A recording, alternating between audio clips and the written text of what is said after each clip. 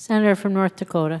Thank you, Madam President. I come to the floor today, along with my colleagues, because Americans are continuing to take a financial hit due to more expensive, less reliable energy resulting from the Biden administration's harmful energy agenda. In the middle of the summer travel season, drivers are paying record high prices at the gas pump. Gas is now $4.63 a gallon nationwide, and an average of $4.57 per gallon in my home state of North Dakota.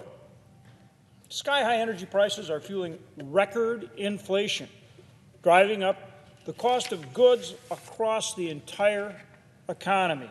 The current CPI rate came out this morning, 9.1%. 9.1%, the highest in over 40 years. And it hurts every single American.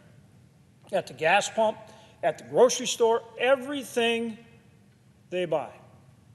Unbelievable. And of course, energy is a big part of that inflation. There's an energy component in every good and service that you get. Electricity prices have risen 13.7%. Natural gas and heating oil prices have ballooned by 38.4% and 98.5% respectively over the last year. In addition to higher prices, the North American Electric Reliability Corporation, or NERC, warned that homes and businesses across much of the country are facing higher risk of blackouts and brownouts this summer. President Biden's energy policies are threatening the economic well-being of Americans and our national security.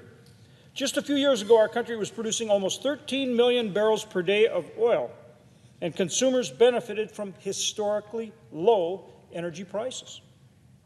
Production has remained down under this administration at about 11.5 million barrels of production per day.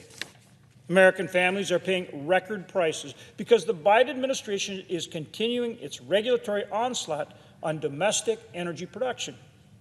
President Biden's energy crisis began with the administration's moratorium on new energy leases, closing off access to our abundant taxpayer-owned energy reserves on federal lands. And for leases that the energy companies have on federal lands, they're being held up either by the administration bureaucratic red tape that doesn't allow them to get drilling permits, or held up by litigation in the courts. And this administration continues to hold up our ability to move more oil and gas across the country by blocking pipelines like the Keystone XL pipeline. In 2015, I led bipartisan effort in Congress to approve the Keystone XL pipeline. If the Obama-Biden administration hadn't vetoed our bill, which passed both houses of Congress, this pipeline would be operating today and bringing almost 1 million barrels of oil a day to our country from our closest friend and ally, Canada. We need to unleash more of our vast energy, our oil and gas, natural gas reserves, all the energy that this nation produces, our most critical economic and national security assets.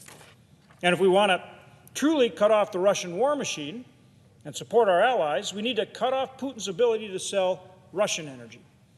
A good start would be by passing legislation like my American Energy Independence from Russia Act, bicameral legislation that I introduced with 9 of my colleagues in the Senate. Our common sense approach takes immediate action to encourage more U.S. energy production, including things like increasing access to taxpayer-owned energy reserves on federal lands, authorizing the construction and operation of Keystone XL pipeline, vital infrastructure to move energy safely around the country, and removing regulatory hurdles to increase liquefied natural gas facilities and exports.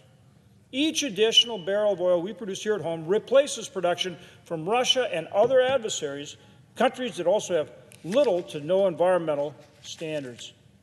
Each additional barrel of oil we produce here at home helps reduce prices and lower inflation for the American people. Instead of asking Saudi Arabia for help, and as you know, the president is on a trip to do that right now, or going to places or asking for help from adversaries like Iran or from energy from Venezuela, President Biden should be empowering our domestic producers to restore and grow our supply of energy here at home.